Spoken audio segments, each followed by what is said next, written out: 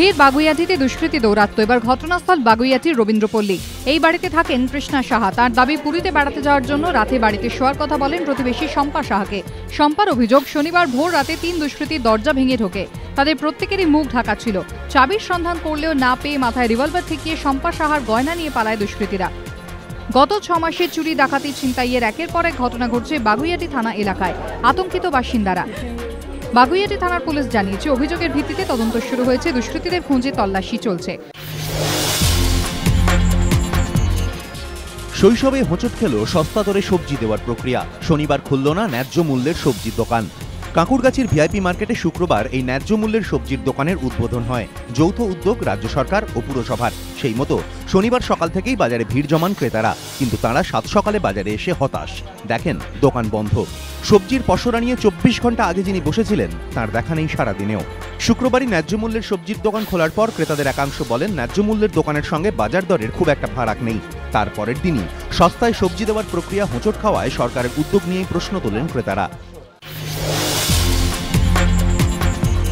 কার দখলে থাকবে ইউনিয়ন? এই নিয়েই শনিবার আলিপুর চিড়িয়াখানার সামনে ব্যাপক উত্তেজনা, যার জেরে 2 ঘন্টা বন্ধ রইল চিড়িয়াখানা। বর্তমানে কংগ্রেসের শ্রমিক সংগঠন আইএনটিইউসির দখলে রয়েছে আলিপুর চিড়িয়াখানার ইউনিয়ন। শনিবার ইউনিয়নের বিরুদ্ধে দুর্নীতির অভিযোগে সরব হয় শাসক দলের শ্রমিক সংগঠন। আইএনটিটিইউসি অনুমোদিত সংগঠন আলিপুর জু এমপ্লয়িজ অ্যান্ড ওয়ার্কার্স ইউনিয়নের ব্যানারে মঞ্চ গড়ে অবস্থান চলে। অবস্থানে মঞ্চে ছিলেন খোদ পুরমন্ত্রী ফিরহাদ হাকিম। আইএনটিইউসির বিরুদ্ধে চিড়িয়াখানায় দুর্নীতির অভিযোগ তোলেন তিনি। পুরমন্ত্রীর বক্তৃতা চলাকালীনই পাল্টা স্লোগান দিতে শুরু করেন আইএনটিইউসির কর্মীরা।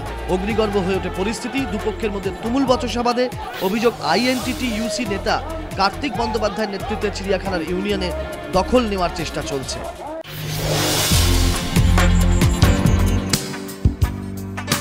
ঘড়িতে প্রায় 2:15 হাওড়ার এক শপিং মলে হাজির বিদ্যা বালন। সেই মলেই শুটিংয়ে ব্যস্ত প্রসেনজিৎ চট্টোপাধ্যায়ের সঙ্গে দেখা করলেন তিনি। বেশ খানিকক্ষণ আড্ডাও দিলেন দুজনে। আর বিদ্যাকে নিজের ছবির কালেকশন উপহার হিসেবে দিলেন প্রসেনজিৎ চট্টোপাধ্যায়।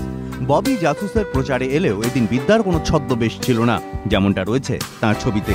কলকাতা তো তার নিজের শহর। ছবির প্রচারেই হোক বা শুটিংয়ে কলকাতার মায়া কাটাতে পারেন না বিদ্যা। ববি জাসুস তাঁর এই ভালোবাসার কথাই কলকাতাকে জানিয়ে গেলেন আরও একবার।